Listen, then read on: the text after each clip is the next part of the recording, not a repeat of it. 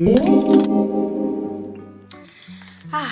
guys, my name is Ramona. Welcome if you're new and welcome back if you're not new. Thank you so much for coming back to watch another one of my videos. Today I want to talk about productivity, and I specifically want to talk about the videos where creators will have a productive week in my life or a productive day in my life, and basically they just curate a very aesthetic, satisfying to watch video. What I've been focusing on is standing on business in 2024, and I'm sure that's what you're trying to do also. Definitely not trying to make this video to put those creators down, because I actually really enjoy those videos. I want to provide some nuance, and I've been realizing that productivity is not adding a million things to your list. It's actually, doing things that will put you closer to your goal. I feel like these productivity videos kind of promote toxic productivity, especially since the average person is not living how an influencer is living. So I just want to make that clear. These influencers have time. They don't usually work the average 9 to 5. So their productivity maybe is exactly what they're doing in the video, but that's not the day-to-day of a normal person. Does that make sense? I should honestly stop asking if things make sense, because I know you guys get what I'm saying. They work from home. Their whole job is to record their life and their day-to-day. If you're a plain Jane like myself and you have goals other than, gaining more followers and more numbers, then this doesn't help you. And I'm trying to say this in the most respectful way possible, because influencers can be out of touch, but not all of them are. This is simply just a popular concept here on YouTube especially, and on TikTok. I want to explain to you guys what toxic productivity means. A mindset that involves prioritizing productivity at the expense of one's well-being. It can manifest as an addiction to constantly doing something productive, even if it's not work. You may feel guilty or ashamed when they take breaks, and may have a difficult time turning their minds off from work even when they're not working. I realized I had this problem yesterday, so I wanted to talk about it and make a video about it, because that is kind of what a lot of us are going through, and for some it feels wrong to genuinely take a break and rest. Now that's completely different than being comfortable, being complacent, and literally being lazy. Those are two different things, but sometimes we cannot see the line. And if you're Gen Z, which I will always mention Gen Z as a group, as a culture, as a society,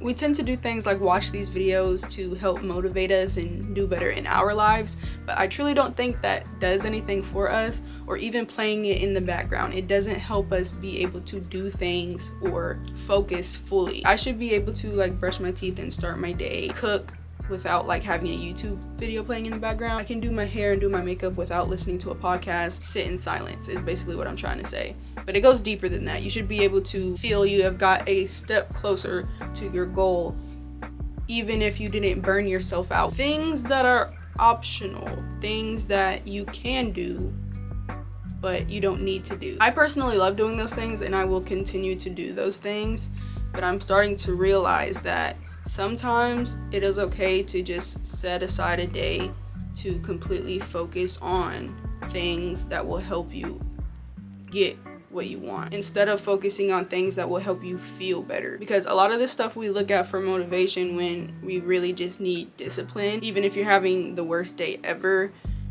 still be able to sit down and do what you actually need to do rather than what you want to do. And I just read that definition to you, but that doesn't only apply to work. That's why I bring up these influencers who don't have to clock in into a 9 to 5. When you're watching the video, it seems like they have a lot of time, and they make you think that you have enough time. We have a limited amount of time. It's still a lot of time, but it's a limited amount of time. You don't want to tire yourself out and make yourself want to take a nap after doing those things. You're gonna want to have all of your energy. You might want to use that time wisely. And you may be thinking, dang, well, do I need to wake up at 4 a.m? Do I need to wake up at 6 a.m? Do I need to freaking listen to some sounds before I go to sleep? And all we really have to do is reevaluate our priorities and be honest with ourselves. Be able to identify your own behavior and habits that may be holding you back. For example, I stopped smoking. stop vaping. And I could have stopped doing this maybe at the end of the year, because the new career that I'm looking at, I won't have it for a little bit. I might as well put myself in a position to not want that now. Not only do you have to want something really bad, but you have to be willing to drop these things that you love to do and these things that temporarily satisfy you to get these things that you want. But that's not what these influencers will tell you, because they might not be thinking about that, or you know, they may not care at all, and you know, these things will most likely not apply to them. Obviously they do in some aspect, and they still have goals that they want to achieve besides, like, you know, influencing in numbers. But like I said,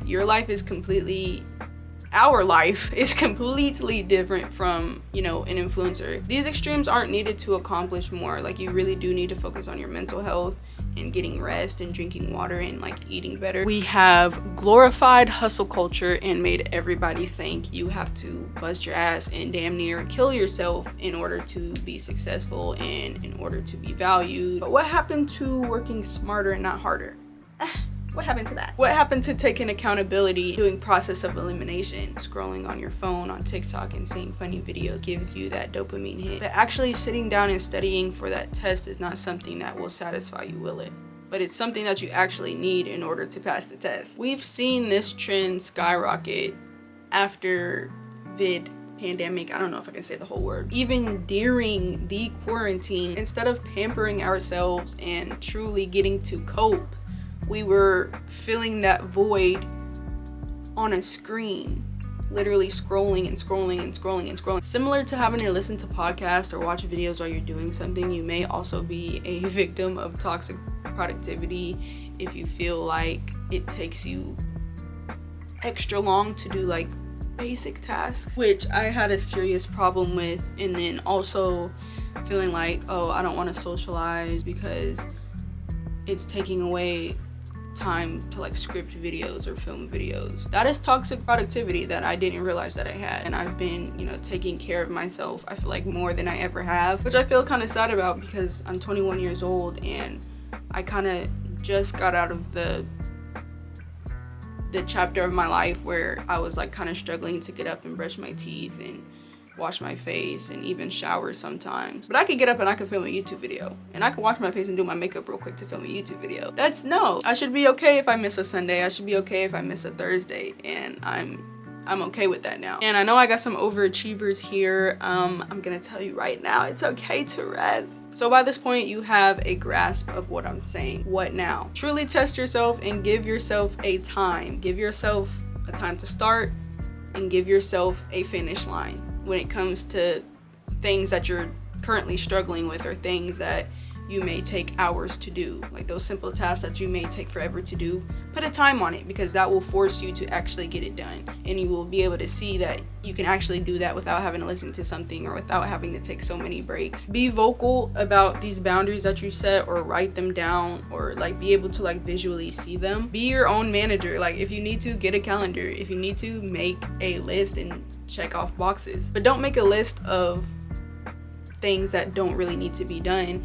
Make a list of things that you know you don't really want to do, but you have to do in order to get where you want to be. I guess this would be harder to do, but the satisfaction, it will be completely different than just going to the gym and meditating and things that don't really matter. The next thing you can do is stop feeling like you have to have something in your hands. Like, this was my problem when I was vaping. I didn't even really need to vape. It just felt very comforting to be able to hit the vape. It was the act of smoking. It was the fact that I had something in my hand. Same with our phone. We kind of get addicted to holding our phone in our hand. Kind of get used to having a longer response time, or really like challenge yourself or put things away so you don't constantly have to react or respond to certain things. If you know you're addicted to something, then get that something out of your view or out of your peripheral. Put it in a place where you can't get it immediately. You may think about it, but then you'll come to realize you really didn't even need it that bad. Since deleting social media, I have been picking up my phone less, because there's really nothing to respond to or look at or look for. And even when it comes to text messages, if I don't have like something planned that day, or if it doesn't seem to be an emergency and somebody calling me back to back or texting me back to back to back, I don't need to respond right away because it's not necessary, and it could distract you from whatever you're doing, and you may even forget what you're doing after picking up your phone. Another thing you could do, and something that I've always thought about and I kind of do now with my friends, is having an accountability buddy. I kind of have an accountability group, and even if you don't have those friends that can hold you accountable, you can hold yourself accountable, I promise. But you have the most energy and you have the most motivation when you're getting up and you're starting your day. You really have to be able to like confront your underlying fears. My battery died. It didn't die. My camera overheated, so I had to take a little break.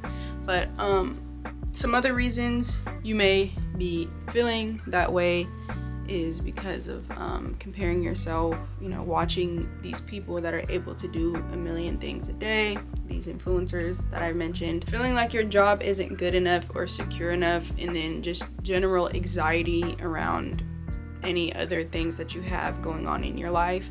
And you may just want to, you know, keep yourself busy. Like, I've always kind of been the person to tell myself I think I need to be busy, but I don't think that's the case. I think I just need to like focus on what I need to do to get that certain job, focus on what I need to do to get those certain credentials, focus on what I need to do to get that certificate, etc., etc. But overall, I'm really making this video for myself because I really needed to hear this, and I'm kind of glad that I'm having this breakthrough. And even though I'm kind of like giving you guys advice, I'm giving myself advice too, and I'm gonna still need to apply some of these things to my own life.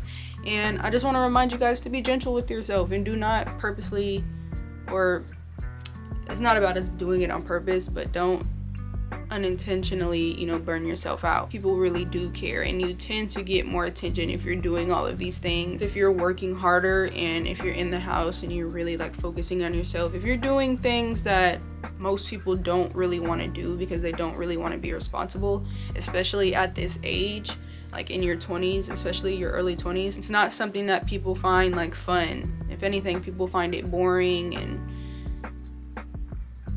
that's pretty much it. Like, people don't find it entertaining because it's not. It's easier to do what is wrong than to do what is good, and you may feel tempted to do those things, but you know what will ultimately fulfill you. The external validation, it's temporary, just like all these other things. So be the person that's actually working on themselves.